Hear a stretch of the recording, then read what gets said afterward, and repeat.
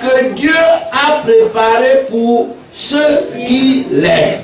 Vous savez, il y a quelque chose à propos d'aimer Dieu. C'est toujours Paul qui a dit dans Romains, il a dit que toutes choses, les bonnes comme les mauvaises, toutes choses travaillent ensemble pour le bien de ceux qui aiment Dieu. Donc quand tu aimes Dieu, bonne ou mauvaise chose, on s'en fout. Ecclésiaste dit que toutes les choses sont en travail sous le soleil. Donc toutes les choses qui existent travaillent. Et dans les choses qui travaillent, il y a les bonnes choses, il y a les mauvaises choses. Les bonnes choses travaillent, les mauvaises choses travaillent. En temps normal, les bonnes choses travaillent pour toi et les mauvaises choses travaillent contre toi. Mais quand tu aimes Dieu, ça ne fait plus de différence. Même les mauvaises choses travaillent pour toi. Les bonnes choses travaillent pour toi. Parce que tu aimes Dieu. Alléluia. Amen.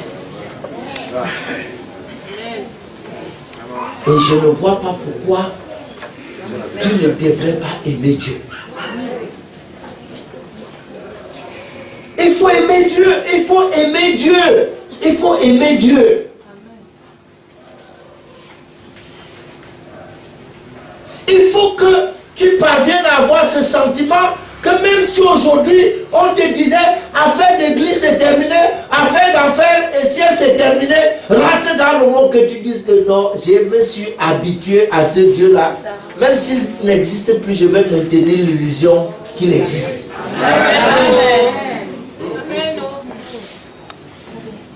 Même si Dieu n'existait pas, nous devrions le créer. Le créer.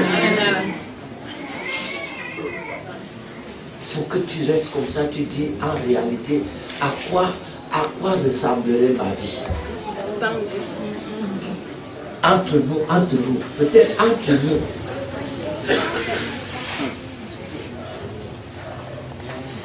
Entre nous. Tu peux regarder ta vie et te dire, s'il n'y avait pas Dieu, s'il y a quelques années, je n'avais pas cru en Dieu,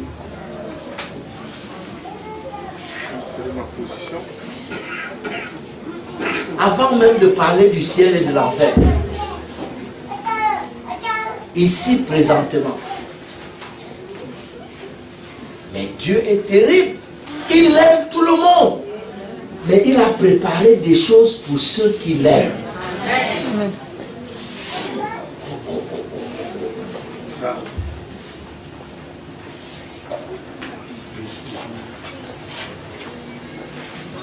Vous me dites que Dieu ne fait pas exception de personne. Je vous ai déjà dit que c'est un message qui n'est pas vrai. Dieu, c'est même ça qu'il sait faire. Ce n'est pas les hommes qui ont inventé la discrimination positive, c'est même lui-même. Il dit, je ferai à nouveau la différence entre ceux qui me servent et tant pis. Donc, qu'est-ce qu'on est en train de dire? On est en train de dire qu'il y a des choses qui ne sont accessibles qu'à une certaine catégorie de personnes, ceux qui aiment Dieu. Oui. Donc si certaines choses t'échappent, il faut que tu te repositionnes. Amen. Vous vous demandez pourquoi, malgré tout l'amour que Jésus avait pour Jean, quand il doit confier de vraies choses, il appelle Pierre. Pourquoi? Il a demandé clairement à Pierre, m'aimes-tu plus que ceci? Plus que ceci, c'est que seulement même tu. Il dit plus que ceci. En fin de compte, Pierre lui a dit, tu sais toute chose. Il lui a dit, bon. Ce n'était pas le plus instruit. Ce n'était pas le plus. Mais il avait plus d'amour.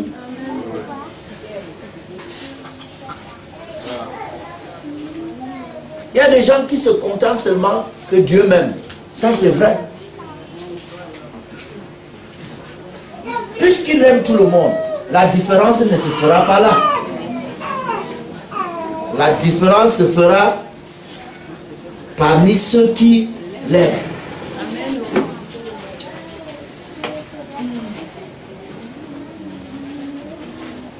en réalité, quand tu aimes Dieu, au bout d'un certain temps, tu réalises que même les choses que tu as considérées comme pires dans ta vie, à un certain moment, t'ont servi.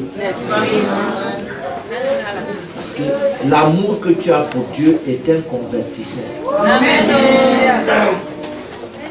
Il faut aimer Dieu. J'avais un reproche à faire à Jacob. Il dit qu'il a utilisé tout son pouvoir pour servir là-bas. Il a laissé quoi à Dieu alors? Tu vois? Il faut continuer la lecture.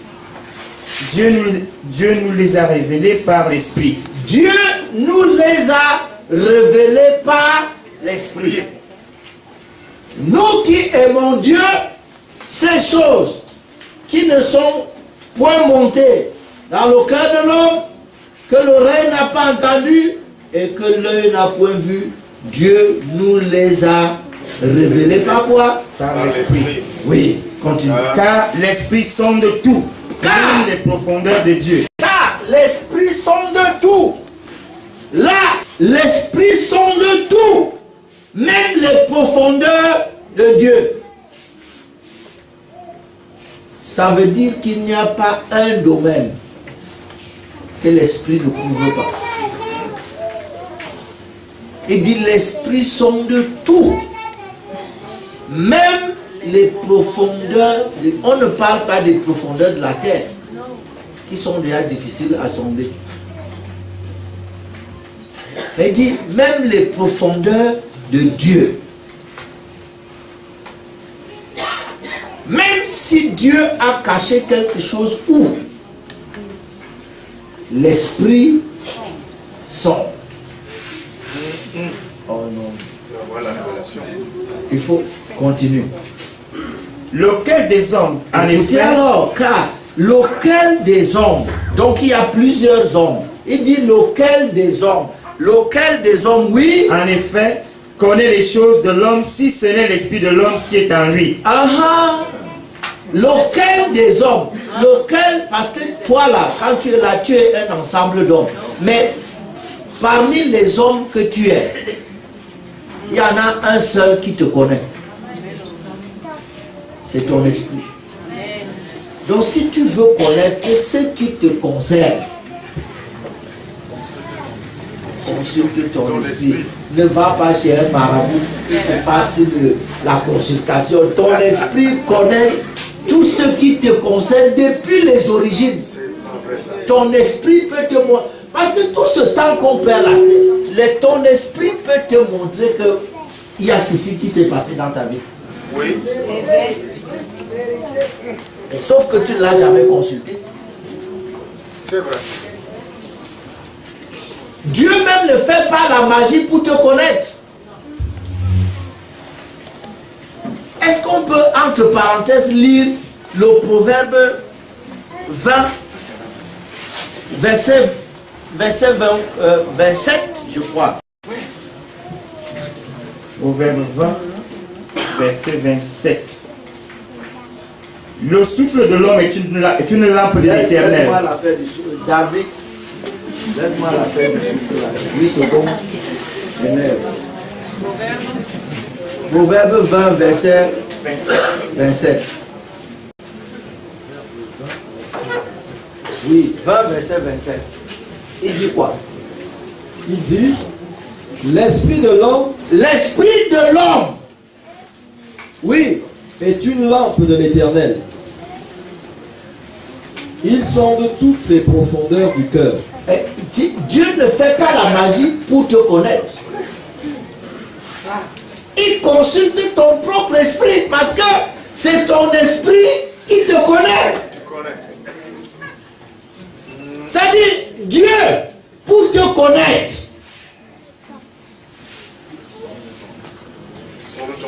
sonde ton esprit. Quand tu vas chez le marabout, c'est ce que le marabout essaie de faire. Entrer en contact avec ton esprit et lire ta vie. C'est vrai.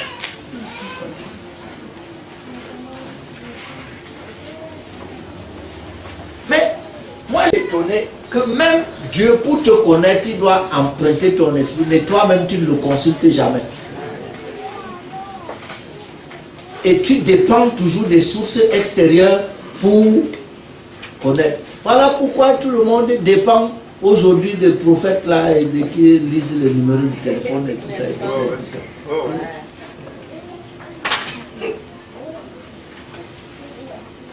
Ton esprit que tu vois en toi là peut te raconter toute ta vie. Ton esprit peut te raconter ta vie et te dire que si telle chose ne marche pas, si même on a fait ça au village, il va te dire que va à tel endroit dans ton village, on avait fait comme ça, on avait fait comme ça. Oui. Mais c'est que vous avez choisi de vivre votre vie dans une mauvaise dimension. La dimension qui ne sert de rien. La seule chose qui vous intéresse, c'est qu'on vous donne l'argent. C'est qu'on vous donne, qu'on vous donne. C'est ça qui vous intéresse. On dit qu'on est dans une église où on n'aide même pas les gens. Mais chaque jour on enseigne. Mais toi tu trouves qu'on ne t'aide pas. Alors que ce qu'on t'enseigne, si. Tu suis la parole, tu attends la fin du culte pour venir t'allier pour qu'on t'aide. Tu ne sais pas que la parole qu'on te donne. Alléluia.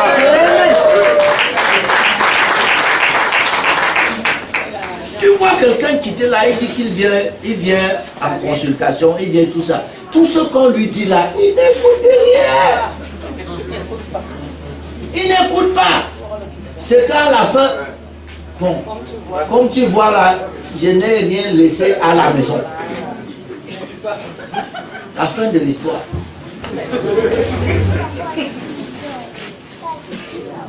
Si tu ne lui donnes pas 1000 francs la réputation de l'église, c'est une église où on n'aide pas. On est pire que les catholiques parce que chez les catholiques au moins, c'est quel catholique même? Tu vas chez le prêtre pour qu'il te donne l'argent, toi tu n'as pas amené les œufs.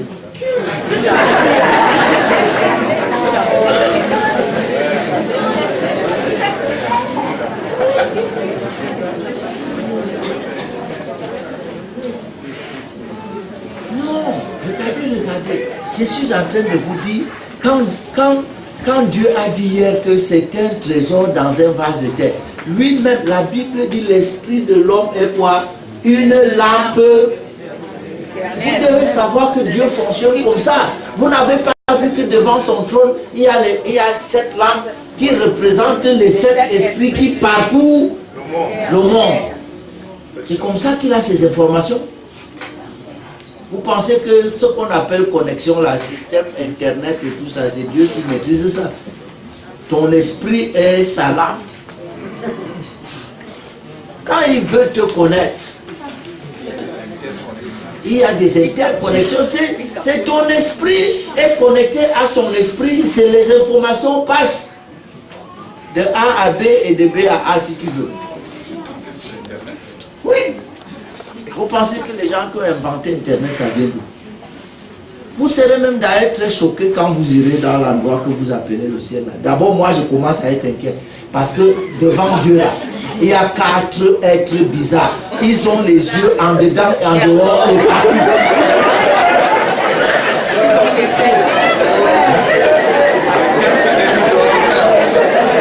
Toi, tu es ici, tu crains un papillon qui entre chez toi. C'est ça que tu vas supporter.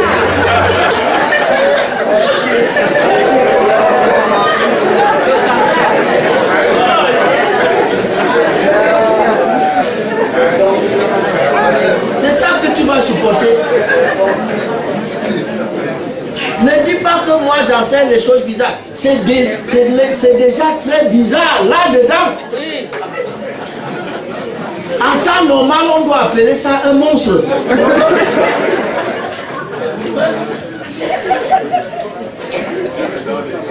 Les yeux dedans, les yeux dehors et les yeux partout.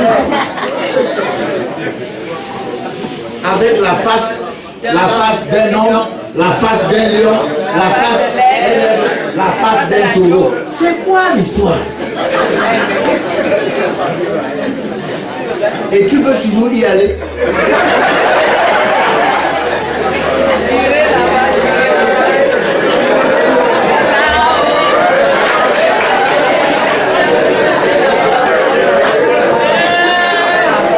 Si tu dis que tu veux toujours y aller, alors accepte que je t'enseigne les choses les plus bizarres. Parce que ça ne peut pas être plus bizarre que ça.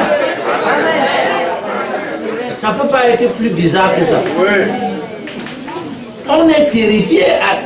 Tu sais qu'il y a des gens qui ne lisent pas Apocalypse. Ils ont peur.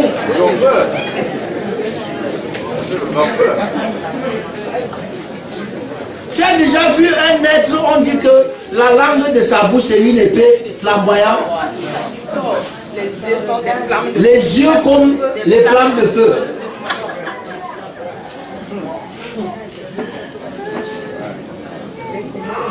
Va interroger Jean, il va te dire que c'est une autre dimension. Il dit que quand on était ici, j'ai même couché sur sa poitrine pour qu'il me donne des informations. Là, il est tombé raide mort.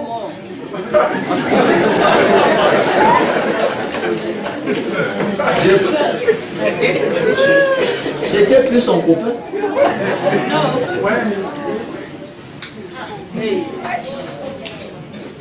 Donc il y a tout un système. Vous le trouverez, peut-être arrivé là-bas, vous trouverez seulement des grands ordinateurs.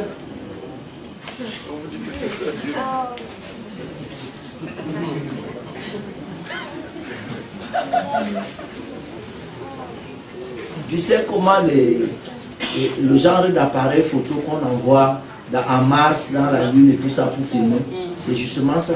Des objectifs partout. Ça, pour que ça filme dans tous les sens. Est-ce qu'il n'y a personne qui va être là pour se positionner?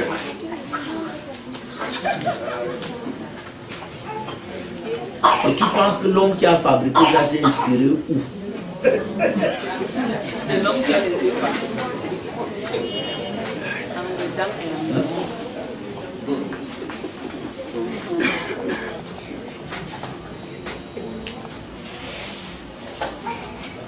Et il y a une dimension terrible de Dieu, une dimension terrible que tu ne peux pas supporter. Tu dis je m'en vais. Le peuple a dit à Moïse que ça suffit. Dis-lui de ne plus nous parler.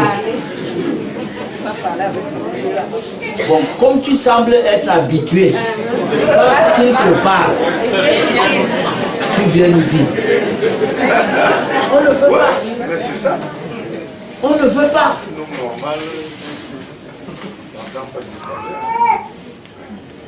Moïse va vous dire qu'il a entendu quelle parole. Vous avez lu le texte. C'est les coups de tonnerre et de tout ça qu'il entendait, les trompettes et les tonnerre.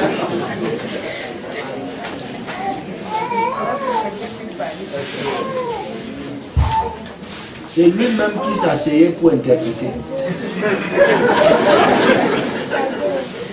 Comme mon grand-père interprétait le tam-tam au village.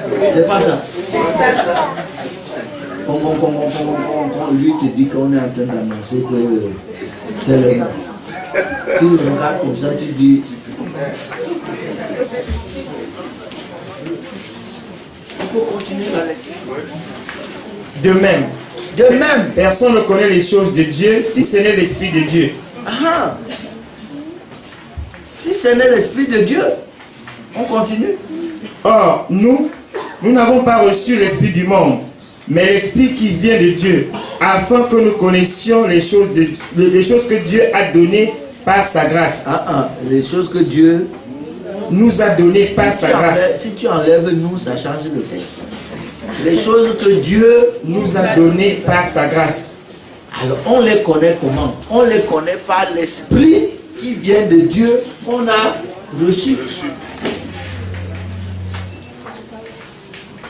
Si tu n'as pas l'Esprit qui vient de Dieu, tu ne peux pas connaître les choses que Dieu t'a données.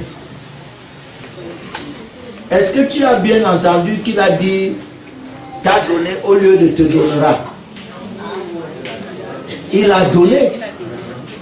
Mais le problème c'est que tu peux ne jamais les connaître. Parce que c'est seulement l'Esprit de Dieu, l'Esprit qui vient de Dieu, qui peut les connaître. Et l'Esprit de Dieu, qui connaît les choses que Dieu t'a données, va les communiquer à ton esprit. Mais il faut que ton esprit soit vivant, soit éveillé pour utiliser le mot.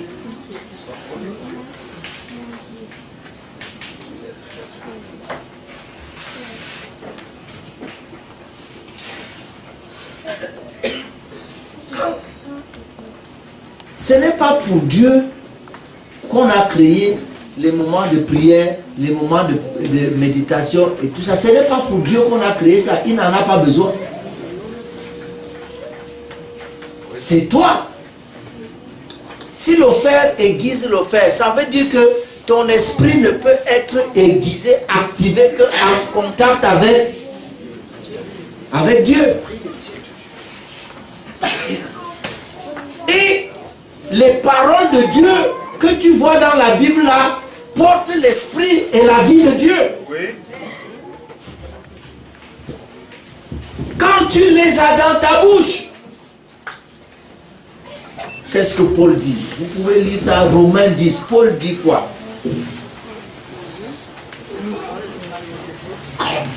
Romains 10, à partir du verset 8. Romains 10 à partir du verset 8. Que dit-elle donc? La parole est près de toi. Commence un peu plus haut. Même au verset 6. Romains 10 à partir du verset 6. Mais voici comment parle la justice qui vient de la foi. Attends.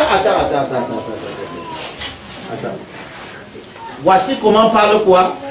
La justice qui vient de la foi. Laissez-moi vous dire un mot sur la justice. On a dit hier que le royaume de Dieu est où? Au-dedans. Mais Romains 14, 17 dit que le royaume de Dieu, c'est la justice, la paix et la joie par le Saint-Esprit. Maintenant, tu as la confirmation que ce ne sont pas les choses qui sont dehors. Oui. Et quand on parle de la justice ici, on ne parle pas de la justice de dehors. Il dit, le royaume de Dieu, c'est la justice. Il y a une justice. Jésus disait que quand le Saint-Esprit va venir, il va nous convaincre de trois choses. Convaincre le monde de trois choses. Le péché, la justice et le jugement. Et il nous a tous pris à contre-pied. Parce que nous-mêmes, même aujourd'hui, là, quand on parle de conviction du péché, on parle de toutes sortes de choses. Il dit le péché parce qu'ils n'ont pas cru à moi. Ouais. C'est votre Bible. Hein? Il dit le Saint-Esprit convaincra le monde de trois choses. Le péché, la justice et le jugement. Il dit le péché parce qu'il ne croit pas.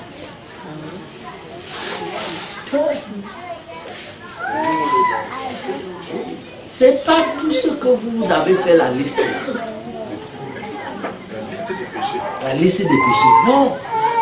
Il a dit le péché parce qu'il ne croit pas. Donc le péché dont le Saint-Esprit doit convaincre chaque pécheur, c'est que il n'a pas cru. Il ne croit pas En Jésus. en Jésus.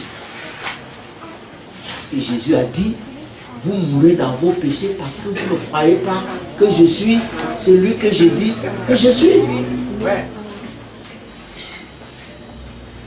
Notre évangélisation qui consiste à aller faire la liste des péchés aux gens là, ça ne sert à rien.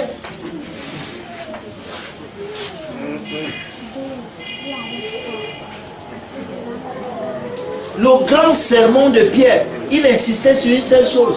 Vous avez renié. Parce que c'est ça le péché. Il dit, le péché, parce qu'il ne croit pas. Il dit la justice, parce que je m'en vais vers le Père. Est-ce que vous êtes là? La justice n'a rien à voir avec ce que vous êtes en train de dire là. Il dit la justice, parce que je m'en vais vers le Père. Lorsque le Fils retourne vers le Père, c'est ça la justice. Et c'est ça le royaume. Ça alors. C'est pour expliquer ce que c'est que le royaume que Jésus a donné la parabole du Fils prodigue. Le royaume, c'est-à-dire, c'est la justice. Le premier élément du royaume, c'est la justice. Et la justice, c'est quoi? C'est que je m'en vais vers le Père. Le Fils retourne vers le Père. Parce que l'esprit de l'homme, ton esprit qui est en toi, est le Fils de l'esprit de Dieu. Dieu. La source. Ouais. C'est la source.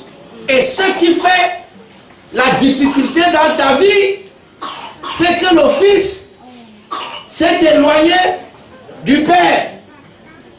Et tout ce que Jésus est venu nous montrer, c'est ça. Il faut que le Fils retourne vers le Père. Il y a un esprit dans les hommes.